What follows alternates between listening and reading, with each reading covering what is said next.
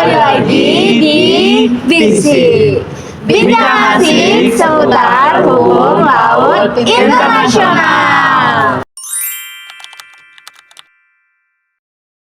Oke teman-teman, kali ini kita bincang asik seputar hukum laut internasional dan bakal seru banget pastinya.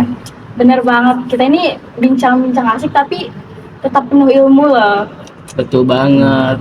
Nah, kira-kira kita bakal ngomongin apa ya hari ini? Nah, jadi kali ini kita akan ngobrolin tentang hukum laut internasional nih teman-teman. Ih, seru tuh.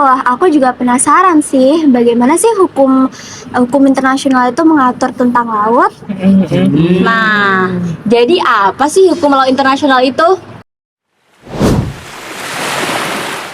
Nah, jadi teman-teman, hukum laut internasional itu adalah seperangkat aturan prinsip hukum internasional yang mengatur hukum antar negara-negara tentang pengelolaan dan pemanfaatan wilayah laut, sumber daya laut, dan juga kegiatan-kegiatan yang dilakukan oleh negara di laut.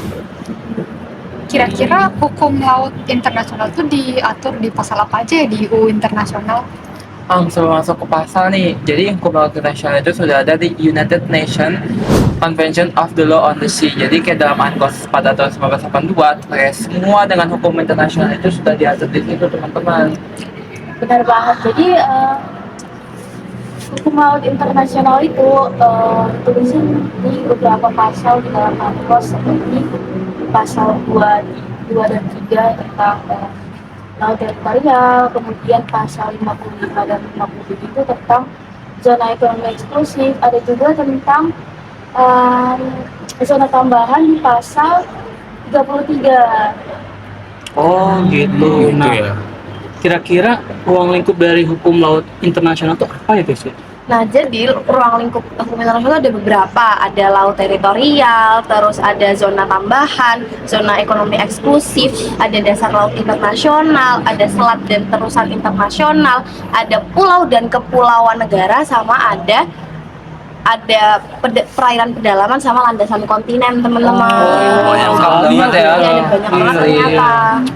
Nah, hukum laut internasional itu berbicara juga mengenai hak lintas damai kapal laut asing di wilayah laut teritorial, dan itu tuh diatur di dalam UNCLOS 1982 pasal 7 yang berbunyi setiap kapal laut asing negara lain itu tuh boleh melewati wilayah laut teritorial negara lain asal tujuannya tuh damai, nggak mengganggu keamanan, ketertiban, dan juga kedaulatan negara pantai. Gitu. Selain itu teman-teman, hukum laut internasional itu mencakup pengaturan mengenai batas wilayah laut, terus hak dan kewajiban negara dalam mengelola laut, terus juga bagaimana penyelesaian sengketa kemaritiman. Paham. Ini menarik guys, tentang penyelesaian sengketa maritim.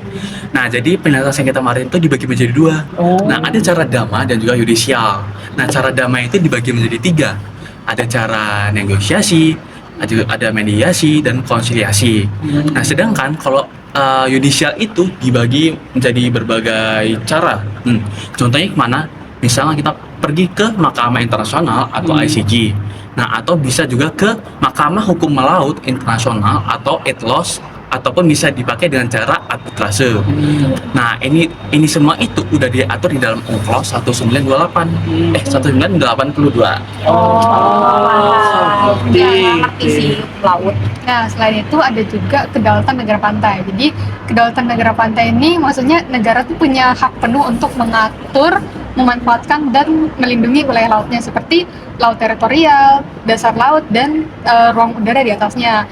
Tapi ini tuh tetap dibatasi oleh hukum internasional kayak yang tadi udah disebutin Altar itu UNCLOS 1982. Jadi meskipun negara laut itu berdaulat, kapal asing itu tetap boleh lewat secara damai atau biasanya yang disebut innocent passage selama dia nggak mengancam kedamaian atau melanggar aturan negara pantai.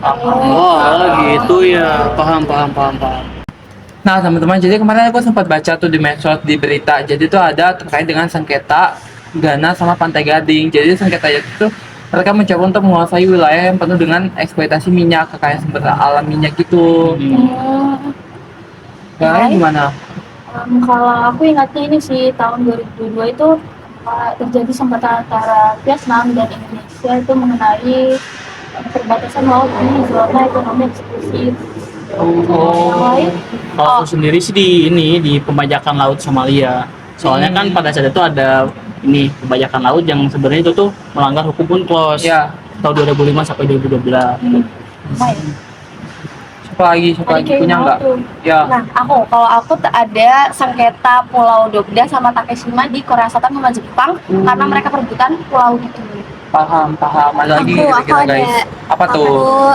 Kasus HMS Defender dari Inggris di Laut Hitam pada tahun 2021. Oh, Iya. Menarik itu.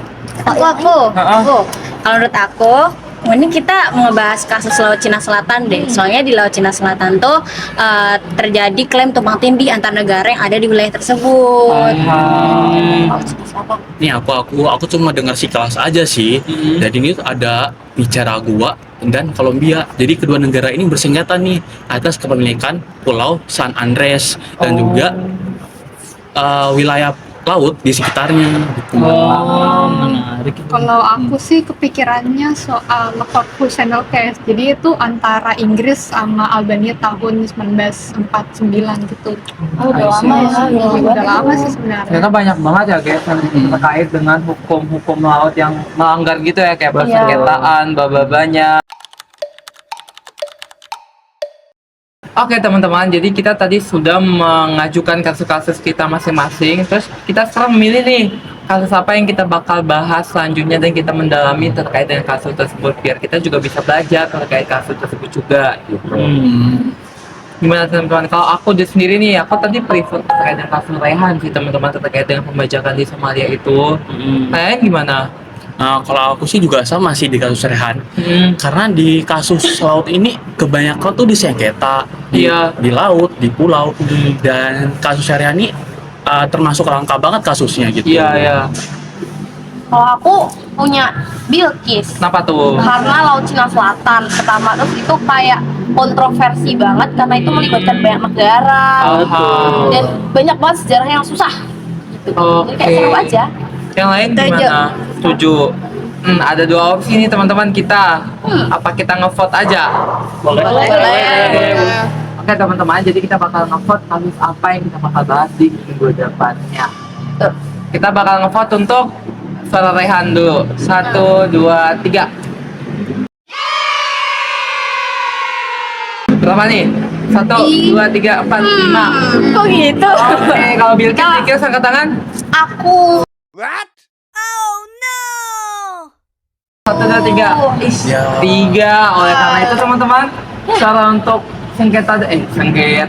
suara untuk kasus Rehan tadi ada 5 orang dan untuk Bilkis 3 orang. Jadi yang menangnya adalah suara untuk Rehan. Oke.